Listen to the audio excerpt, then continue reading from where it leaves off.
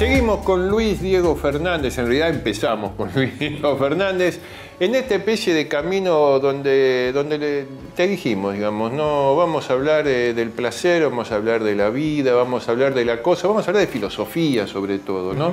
Pero de toda esa parte de la filosofía que uno dice, a ver, esto pasó hace 3.000 años, 4.000 años, había gente que pensaba los mismos problemas que hoy estamos discutiendo. Parece absurdo, o sea, tus dos libros, sí, uno Hedonismo Libertario, sí, y el otro Furia y Clase, digamos, de alguna manera intentan explicar esto, ¿no? Digamos, cómo nuevamente volvemos a los problemas de toda la vida, son todos iguales, ¿no? A los mismos problemas, sí, absolutamente. Pero por ahí es interesante ver estos dos libros como puntos de partida, como disparadores, ¿no? En un libro, digamos, yo lo que pienso es el tema del dandismo, por ejemplo, que es en el caso de Furia y Clase, que tiene como es una idea, digamos, que está en todo el texto, que es como repensar el concepto del dandismo, que también tiene algunos malos entendidos, ¿no? Cuando uno piensa lo que es un dandy, piensa en alguien que se viste bien, por ejemplo. Eso es como una idea que surge rápidamente. Y en verdad lo que intento hacer en ese libro es como reivindicar una tradición que remonta al siglo XIX, XVIII, donde el dandy en verdad es alguien que es muy crítico, digamos, no es un rebelde básicamente, es una rebeldía pero individual. Y por eso siempre se dice que el dandy juega con la norma, está dentro y está fuera, y además participa con eso y a su vez está fuera. Y además juega por una cuestión básica, una cuestión de clase. Exacto. Contra su propia clase, que por lo general es alta. Digamos, para ser dandy hay que ser por lo menos clase media en aquel momento, no sé si existía, pero había que tener un buen pasar o no. Pero por ejemplo, eso es interesante, ¿sabes por qué? Porque también forma parte de cierto cliché. Porque si vos repasás las historias de los dandys, no sé, por ejemplo Oscar Wilde, por ejemplo Camus también, o otros filósofos o digamos escritores, venían de clase obrera, realmente venían de clase obrera, no eran hijos de nobles.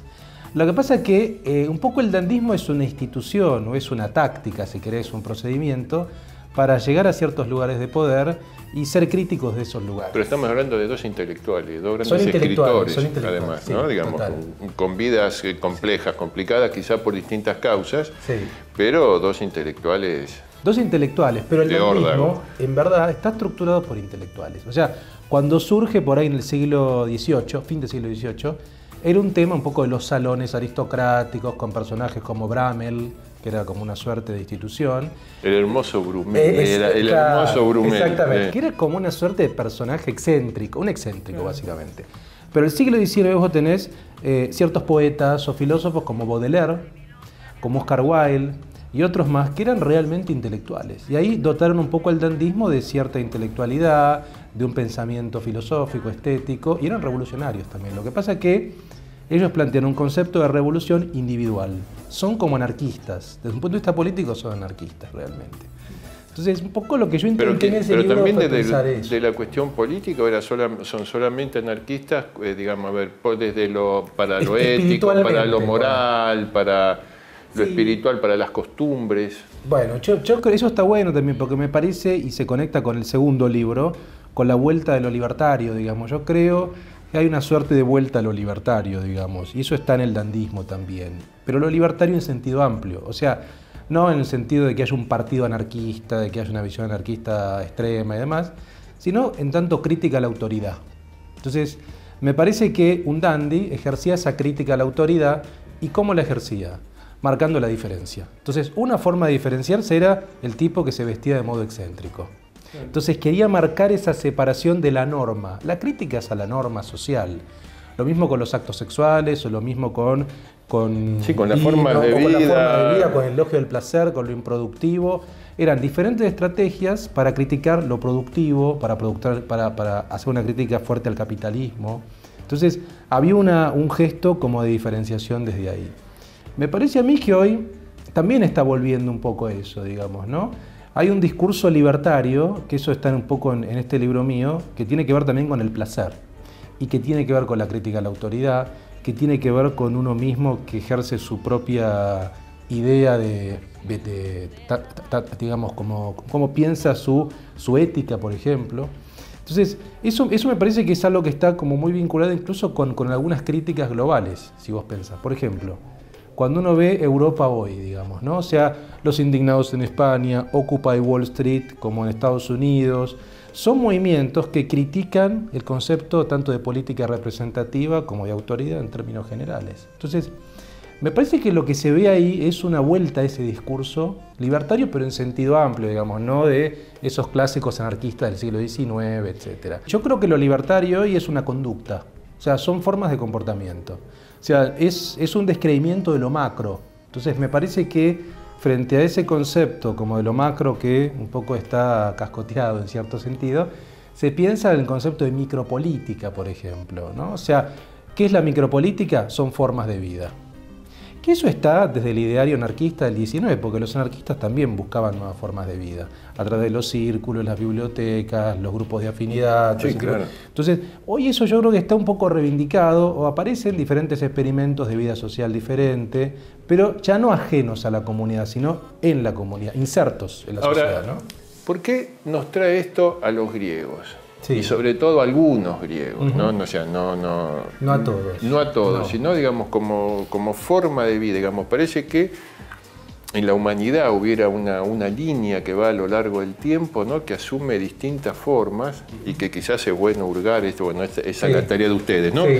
Digamos, hurgar en cómo se vio reflejada, ¿no? Porque si uno hace un poco de memoria, prácticamente en todas las épocas, en todas las grandes épocas históricas, para no hablar de Renacimiento, de cosas por el estilo, hubo siempre alguien que ponía la nota. Sí, totalmente. Alguien que, Sí. ¿no? Sí. Yo creo que es un poco el linaje del rebelde, ¿no? Es la figura del rebelde. Si uno lo ve, como vos decías, uno puede como remontarse hasta el cinismo antiguo, hasta Diógenes, digamos. Ahí yo creo que el desafío es pensar, hacer filosofía sin Platón ni Aristóteles. O sea, en general uno cuando hace filosofía tenés que ir a esos tótems. Vas a Platón o Aristóteles, no podés evitarlos. Y está bien, uno tiene que estudiarlos porque son piedras basales, digamos. Pero cuando uno empieza a pensar el placer, por ejemplo, o cuando uno empieza a pensar el concepto de lo libertario, no puedes ir a Platón o Aristóteles, porque los dos despreciaron profundamente el placer, tanto esto como el otro, digo, el placer como lo libertario. Entonces, uno tiene que echar mano a otros filósofos de la antigüedad que sí lo reivindicaron. Por ejemplo, Diógenes, por ejemplo, Epicuro, por ejemplo, Demócrito, los atomistas, es decir, y eran filósofos para su tiempo marginales. En algún momento estamos hablando de los presocráticos, por ejemplo, en el caso de Demócrito. Los presocráticos y el caso de... Anaxágoras. Exactamente. Y el caso de Diógenes, Epicuro son post-aristotélicos. Sí. O sea, estamos hablando del siglo III, digamos, Sí, antes de Cristo. Diógenes es contemporáneo con Alejandro, ¿no? Exactamente. Digamos, o sea, para que nos pongamos más o menos, Diógenes, Alejandro Magno. Bueno, hay Quión, qué grande los hay Quiones. hay una historia interesante con Alejandro Magno que, como Diógenes vivía en la calle, era como una suerte de homeless, por poner una metáfora similar hoy, vivía en un tonel, digamos, y todo el mundo sabía que era el más sabio de ese momento, digamos. Entonces va tanto Alejandro Magno como otro tipo de figuras y le dicen, bueno, vos sos el más sabio, vos sos el más grande, dime lo que quieres y bueno, y está hecho para vos eso. Y lo que dice Diógenes es, largate que me hace sombra, correte Claro, que me tapas el sol. Es lo digamos, ¿no? famoso eso. Esa es la famosa anécdota de Diógenes. Y esa anécdota, por otra parte, también lo que marca es una actitud ante el poder. ¿Entendés? O sea, mira, a mí poco me importa que seas el hombre más poderoso de la tierra. Claro. Correte porque me estás tapando Me el sol. estás tapando el sol. Hay otra frase de él que dice, mirando el mercado, ¿no? Dice, qué rico que soy, qué pocas cosas necesito. Claro. Bueno, el concepto de desprendimiento... No, claro, digamos, no es un tema menor. es una crítica al consumismo hoy, por ejemplo. Sí, claro. Es decir, si uno se lo pone a pensar, por eso me parece que un poco el hedonismo también se repiensa hoy, porque yo creo que el consumismo es algo que ya la gente está hastiada, ¿no? O sea, consumir por el mero hecho de consumir se sabe que te lleva como una suerte de vacío existencial, que es una finalidad muy tonta, digamos, ¿no? Entonces, Bueno, en tanto y en cuanto sea, sea para cubrir otro tipo de agujeros. obviamente. No, digamos, el consumismo, como cualquier ismo, Sí. en última instancia, lo que hace es esconder, me parece, ¿no? Vos Sí, sí. sabés más que No, yo de sí, esto, sí. pero lo que hace es tapar cierto tipo de carencias. Ciertas carencias, ponerle que son afectivas o intelectuales o...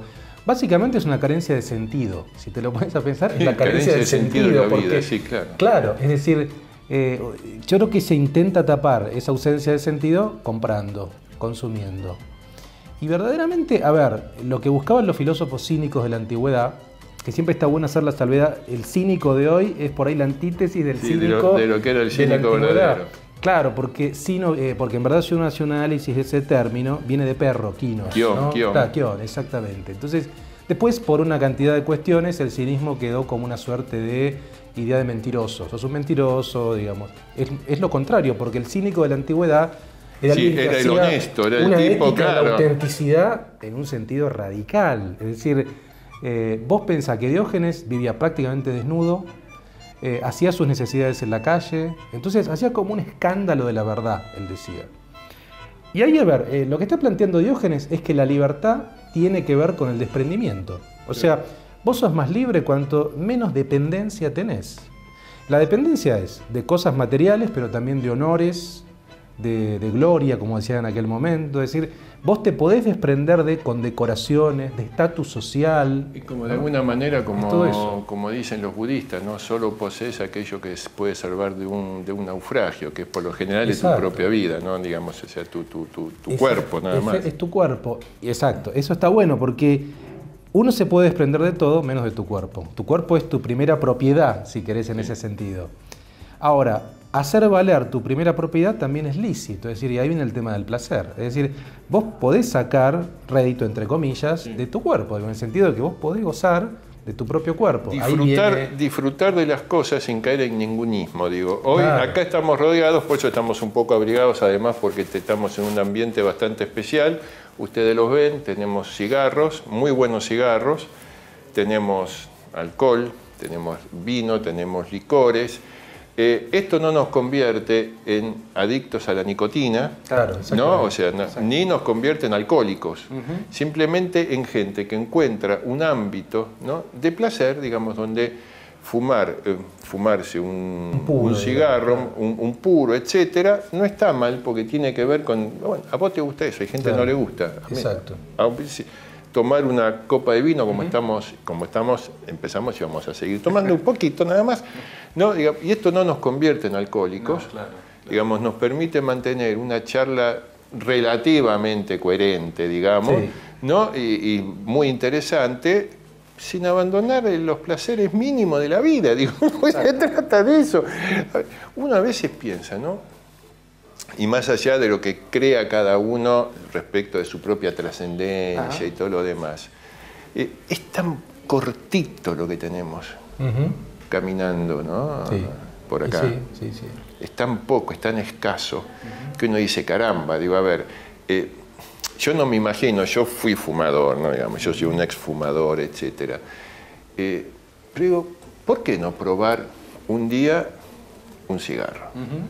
¿Por qué no? Yo no soy alcohólico, fantástico, no me gusta el alcohol, fantástico, lo entiendo. ¿Por qué no probás un día un traguito de vino, una copita, algún ron, algún... Digo, ¿por qué negarte a priori, ideológicamente, prejuiciosamente, cosas que no son dañinas? Es lo mismo que, no sé, un buen asado con los amigos. Claro, absolutamente. ¿No? Sí. Y después terminarlo con mate, ¿viste? Digamos, a las 6 de la tarde seguir... ¿Por qué no? ¿Qué apuro hay? Digamos, ¿hasta dónde la vida nos corre para...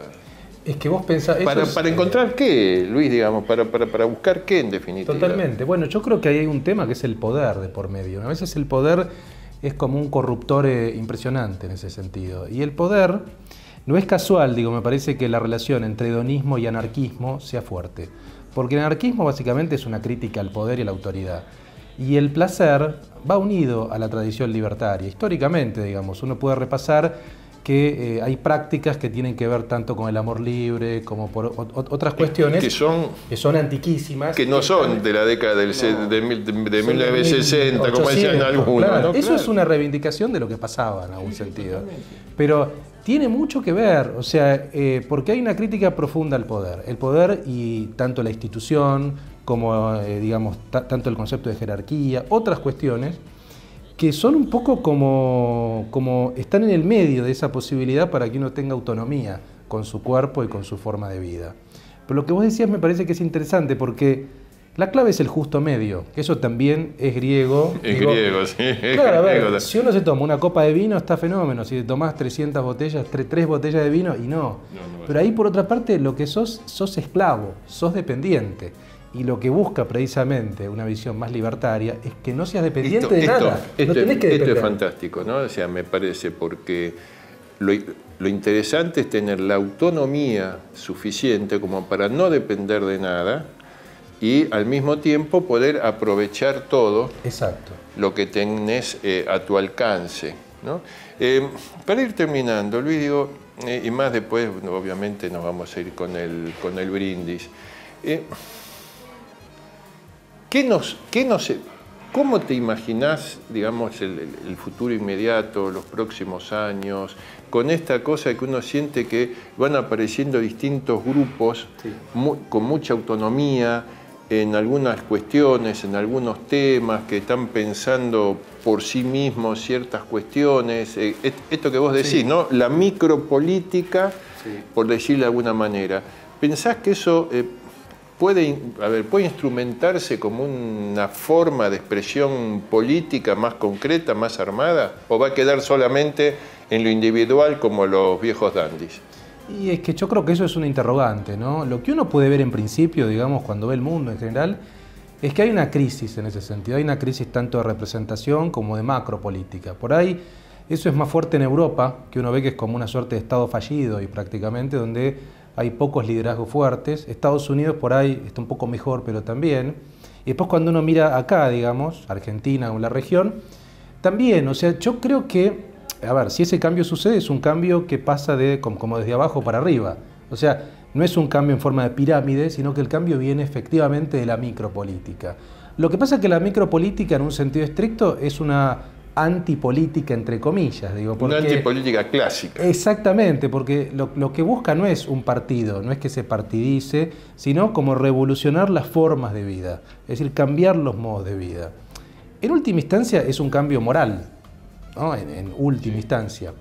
Entonces, efectivamente ahí hay cierto escepticismo con respecto a las formas tradicionales de hacer política, los partidos, buscar un cargo, porque bueno, ahí aparece el barro. Entonces, entre el barro de la política y una visión de un dandy, una visión de un filósofo, de alguien hedonista, está un poco reñido con eso. Hay una pelea, digamos, en ese sentido. Me imagino. Entonces, eso es complicado, ¿no? Diego, muchísimas gracias por esta charla hermosa de filosofía.